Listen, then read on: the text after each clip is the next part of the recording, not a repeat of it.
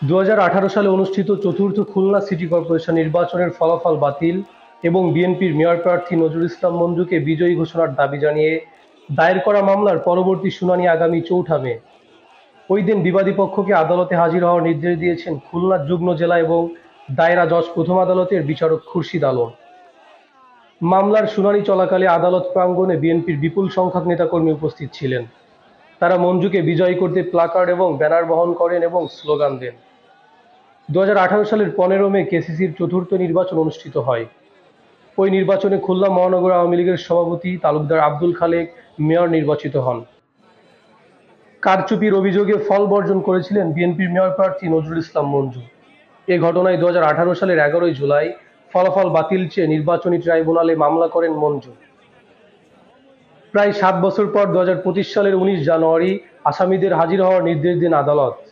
ইতোমধ্যে কেসিসির চতুর্থ পরিষদের মেয়াদ শেষ হয়েছে। 2023 সালের 12 জুন কেসিসির পঞ্চম নির্বাচনেও বিজয়ী হন তালুকদার আব্দুল খালেক। গত বছর ছাত্র জনতার গণ অভ্যুত্থানে আওয়ামী লীগ সরকার পতন হলে 19 আগস্ট কেসিসির মেয়র এবং 26 সেপ্টেম্বর সব কাউন্সিলরকে বরখাস্ত করে স্থানীয় সরকার মন্ত্রণালয়। মেয়াদ শেষ হওয়ায় মামলায় বিজয়ী হলেও মেয়রের দায়িত্ব পাওয়া সম্ভব নয় বলে মনে করছেন আইনজীবীরাও। নজরুল ইসলাম মঞ্জু বলেন, আমার মেয়র হওয়া বড় নয়, আদালতে এই জালিয়াতি প্রমাণিত হোক, জালিয়াতির ফল বাতিল হোক, এটাই মূল চাওয়া। আদালত যদি আমাকে মেয়র ঘোষণা করে, মন্ত্রণালয় সে অনুযায়ী আমাকে পদক্ষেপ নিবে। মঞ্জুর আইনজীবী গোলাম মাওলা বলেন, 7 বছর মামলাটি পড়েছিল। মামলার বিবাদী ছিলেন তৎকালীন প্রধান নির্বাচন কমিশনার, রিটার্নিং কর্মকর্তা, আওয়ামী লীগ সহ অন্য 4 মেয়র প্রার্থী। গত 8 এপ্রিল বিবাদীদের আদালতে উপস্থিত হতে পত্রিকায় বিজ্ঞপ্তি ও সমন জারি করেন আদালত।